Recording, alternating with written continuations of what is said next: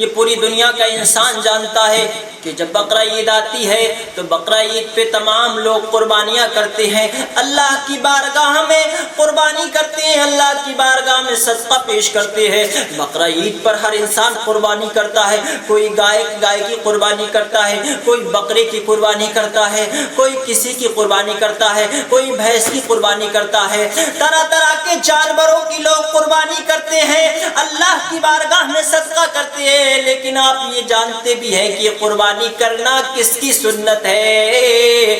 تو آپ سے پوچھا جائے گا، آپ کو شاید معلوم نہیں ہوگا، میں آپ کو بتانے کی کوشش کرتا ہوں۔ حضرت ابراہیم علیہ السلام کو اللہ کا حکم ہوا، میں شارٹ میں آپ کو بتانے کی کوشش کرتا ہوں کیونکہ تفسیر میں بتایا جائے گا، بہت لمبا معاملہ ہو جائے گا۔ آپ کو معلوم ہے حضرت ابراہیم علیہ السلام کو اللہ رب العزت کا حکم ہوتا ہے، اے ابراہیم میری بارگاہ میں قربانی پیش کرو۔ 3 بار حکم ہوتا ہے، پہلی بار میں آپ نے اٹھ کر 100 اونٹوں کو قربان کر دیا، دوسری بار میں 200 اونٹوں کو قربان کر دیا، لیکن اللہ کی بارگاہ سے حکم ہوتا ہے، اے ابراہیم میری بارگاہ میں وہ چیز قربان کرو جو سب سے پیاری ہو، جو سب سے زیادہ محب ہو، آپ کے لیے جو سب سے زیادہ محبوب ہو۔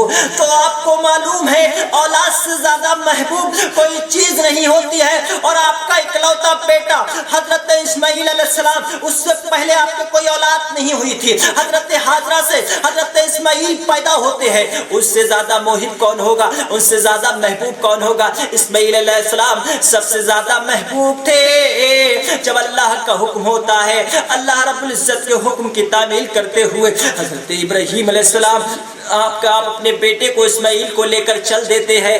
آپ کو معلوم ہے آج کے مسلمان سے اگر کہا جائے کہ اپنے بچے کو، اگر کوئی اکلوتا بچہ ہے، اگر اس کا محب ہے، زیادہ قریبی نزدیکی، یعنی اولاد سب کی محب ہوتی ہے، سب کی محبوب ہوتی ہے، لیکن اکلوتے بچے کے لیے کسی سے کہا جائے کہ فلاں جگہ مسجد میں اس کو 1 سال کے لیے مانگا گیا ہے، 1 سال تک مسجد میں وہ خدمت کرے گا اور 1 سال تک تمہیں دیکھنے کو نہیں ملے گا، اس بچے کو ذرا دے دیجئے، تو یقینی بات یہ ہے کہ مسجد کے لیے انسان دینے کے لیے تیار نہیں ہوگا۔ قربانی تو بہت بڑی بات ہے۔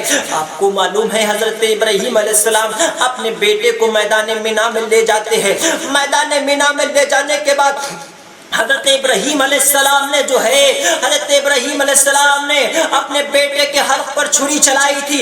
زمانہ جانتا ہے جب بیٹے کے حلق پر چھری چلائی تھی، چھری چلنے کا نام نہیں لے رہی تھی، کیونکہ آسمان کے فرشتے زار و قطار رو رہے تھے، آسمان رو رہا تھا اور یہی دعائیں کر رہے تھے، مولا یہ کیسا امتحان ہے، پروردگار عالم یہ کیسا امتحان ہے، اولاد کے گلے پر ایک بیٹا، اپنے بیٹے کے گلے پر ایک باپ چھری چلا رہا ہے، مولا ایک اللہ کے کائنات یہ کیسا امتحان ہے، حضرت ابراہیم سے یہ کیسا امتحان لیا جا رہا ہے، لیکن حضرت ابراہیم علیہ السلام اپنے امتحان میں کامیاب ہو رہے ہیں۔ سبحان اللہ سبحان اللہ، اپنے اولاد کے، اپنے پیارے بیٹے کے، اپنے پیارے لخت جگر کے حلق پر چھری چلا رہے ہیں۔ قسم خدا کی لوگوں، حضرت ابراہیم علیہ السلام وہ صابر تھے، اللہ کی بارگاہ میں جس چیز کی قربانی دینا پڑتی دے دیتے، لیکن کبھی اللہ کے حکم کو ٹالتے نہیں، اللہ کے حکم کی فرما برداری کرنے کے لیے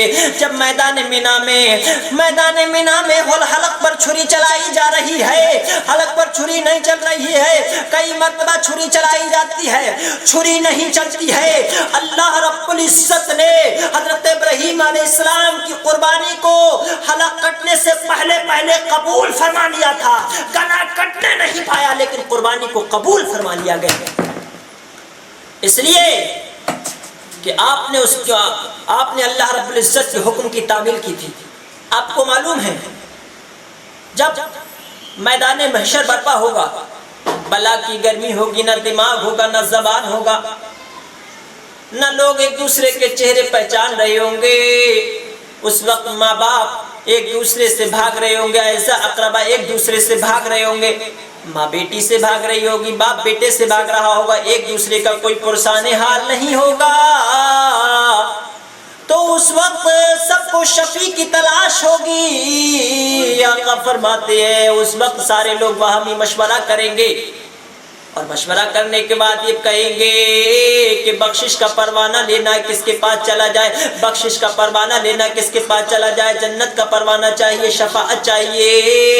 لوگ باہمی مشورہ کر کے حضرت آدم علیہ السلام کے پاس جائیں گے، اور حضرت آدم علیہ السلام کے پاس جانے کے بعد کہیں گے اے آدم علیہ السلام آپ نسل انسانی کے باپ ہے، اللہ رب العزت نے آپ کو نسل انسانی کا باپ بنایا ہے۔ اے آدم علیہ السلام آپ وہ نبی ہیں کہ اللہ تعالیٰ نے آپ کو جنت میں رکھا تھا۔ اے آدم علیہ السلام آپ وہ نبی ہیں کہ آپ کو تمام نسل انسانی کے آپ کو تمام فرشتوں نے سجدہ کیا تھا۔ اے آدم علیہ السلام آپ وہ نبی ہیں، اللہ رب العزت نے آپ کو روئے زمین پر بھیج کر تمام نسل انسانی کا باپ بنا دیا ہے۔ تو حضرت آدم فرمائیں گے آج میں اس کام کے لیے نہیں ہوں، آج میں اس کام کے لیے نہیں ہوں، لہذا چاہو آپ جو ہے حضرت ابراہیم کی بارگاہ میں چلے جاؤ۔ حضرت ابراہیم کی بارگاہ میں جائیں گے، حضرت ابراہیم سے لوگ کہیں گے اے ابراہیم علیہ السلام آپ اللہ کے مقدس وہ نبی ہے کہ جس کو آپ کو جو ہے نمرود نے آگ میں ڈالا تھا، تو اللہ نے فرمایا تھا یا نارو کونی بردوں و سلاما علی ابراہیم، اے آگ حضرت ابراہیم پر ٹھنڈی ہو جا، سلامتی والی ہو جا۔ یقینی بات یہ ہے کہ حضرت ابراہیم پر وہ آگ ٹھنڈی ہو گئی تھی، سلامتی والی ہو گئی تھی، لہذا لوگ کہیں گے آدم ابراہیم علیہ السلام آپ اللہ کے مقدس و پاکیزہ نبی ہیں کہ آپ سے قربانی کا حکم دیا تھا، میدان مینا میں حلق کٹنے سے پہلے آپ کی قربانی کو قبول فرما لیا تھا۔ حضرت ابراہیم علیہ السلام کی قربانی کو قبول فرمایا تھا، لیکن آپ کو معلوم ہے قربانی کہتے کس کو ہیں؟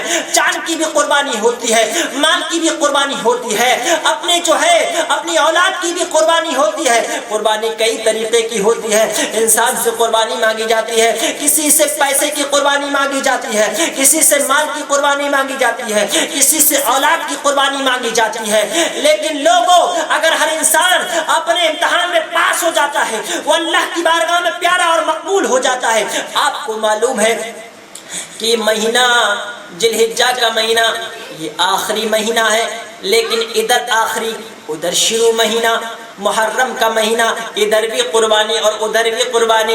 ادھر میدان مینا میں حلق پر چھری چلائی جا رہی ہے، تو حضرت ابراہیم علیہ السلام جب چھری چلا رہے ہیں تو اسماعیل کا گلا نہیں کٹنے پا رہا ہے۔ ادھر امام حسین کربلا کے میدان میں اپنی قربانی پیش کرنے کے لیے نکل جاتے ہیں۔ سبحان اللہ سبحان اللہ۔ پتہ یہ چلتا ہے، معلوم یہ ہوتا ہے جو اللہ کے محبوب ہوتے ہیں، اللہ کے پاکیزہ بندے ہوتے ہیں، وہ اپنی جانوں کی قربانی بھی پیش کرتے ہیں۔ آپ کو معلوم ہے کربلا کے میدان میں جب علی اصغر کو بلایا گیا تھا، علی اصغر کو پانی پلانے کے لیے لے جایا گیا تھا، تو علی اصغر کی قربانی پیش کی تھی، حلقوم پر تیر چلایا تھا۔ یقینی بات یہ ہے علی اصغر جو ہے اس دنیا سے شہادت پا گئے تھے، جب شہادت نوش فرما کر دنیا سے چلے گئے۔ ننھے علی اصغر کی قربانی پیش کی جا رہی ہے۔ آپ کو معلوم ہے اب حضرت علی اکبر کی قربانی پیش کی جا رہی ہے، نوجوان حضرت قاسم کی قربانی پیش کی جا رہی ہے۔ 72 لوگوں کی قربانی پیش کرنے کے بعد پھر بھی سکینہ کا دامن صبر سے نہیں چھوٹ رہا ہے، ام کلثوم کا دامن، ام رباب کا دامن صبر سے نہیں چھوٹ رہا ہے، صبر کا دامن تھام رکھا ہے۔ آپ کے بھانجے بھتیجے شہید ہوتے چلے جا رہے ہیں، قربانی پیش ہوتی چلی جا رہی ہے۔ آپ کے نبی کونین صلی اللہ تعالیٰ علیہ وسلم کے نواسے نے امام حسین نے جب اپنی قربانی کو پیش کیا تھا، زمانے والوں کی یہ بتایا تھا، اے زمانے والوں سنو، تمام کائنات والوں سن لو، یعنی وہاں پر جتنے مشرق و مغرب میں جتنے لوگ تھے، درند تھے، چرند تھے، پرند تھے، جتنے پیڑ پودے تھے، سب کو آواز دی تھی، اے لوگوں سنو، نبی کی امت کی خاطر اگر قربانی پیش کرنا پڑے تو قربانی اپنی پیش کر دینا، لیکن نبی کی امت پر آنچ نہ آنے دینا۔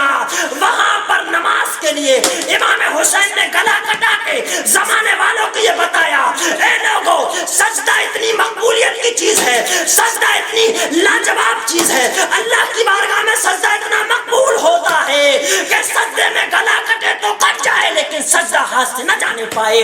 اللہ کی بارگاہ میں سجدہ کیا، ایسا سجدہ کیا کہ زمانے والوں نے سجدے میں سر جاتا ہوا دیکھا لیکن اڑتے ہوئے کسی نے نہ دیکھا. روئے زمین پر اس دنیا کے اندر حضرت امام حسین نے جب سجدہ کیا تھا تو دنیا سے کسی نے سجدے کو اٹھتے نہیں دیکھا. اب سجدے سے سر اٹھے گا تو میدان محشر برپا ہوتا ہوا نظر آئے گا. یہ ہوتی ہے قربانی. آپ کو معلوم ہے قربانی کو جب تفسیر سے سمجھایا جائے تو بہت ٹائم لگے گا. آج ہم ابراہیم کی سنت پر عمل کرتے ہیں, قربانی پیش کرتے ہیں. قربانی آپ جو ہے ابراہیم کی سنت پر خوب عمل کرتے ہیں, خوب قربانیاں کرتے ہیں, لیکن حسین کی سنت پر عمل کیوں نہیں کرتے؟ نمازوں کو کیوں نہیں پڑھتے؟ آپ جو ہے نماز کیوں نہیں ادا کرتے ہیں؟ نمازوں کو بھی آپ کو ادا کرنا پڑے گا. نبی کریم صلی اللہ تعالیٰ علیہ وسلم کی عطا کردہ چیز ہے نماز. نماز کا تحفہ نبی نے پیش فرمایا ہے تو نمازوں کو بھی ادا کرو, تبھی آپ کی قربانی اللہ کی بارگاہ میں مقبول ہوتی نظر آئے گی. نماز بھی پڑھنا پڑے گی. آپ کو جب نماز پڑھیں گے تو یقینی بات ہے دنیا کی ہر قربانی آپ کی قبول ہوتی ہوئی نظر آئے گی. لوگوں نماز پڑھا کرو, جب نماز پڑھو گے تو دنیا کی ہر قربانی قبول ہو جائے گی, اور نماز نہیں پڑھو گے تو کوئی قربانی قبول نہیں ہوگی. سب سے بڑی قربانی یہی ہے کہ اپنے بچوں کو دین کا درس دو, نمازوں کی پابندی کرانے کی کوشش کرو, اور اپنے بچوں کو قرآن کی تربیت دو تاکہ قرآن پڑھے, قرآن کے احکام پر عمل کرنے کی کوشش کریں اور قرآن ہی کے احکام پر چلنے کی کوشش کریں. قرآن ہی کے احکام پر چلے. نبی کونین صلی اللہ تعالیٰ علیہ وسلم کے پیغام کو عام کرو, نبی کے دین کو بلند کرنے کی کوشش کرو.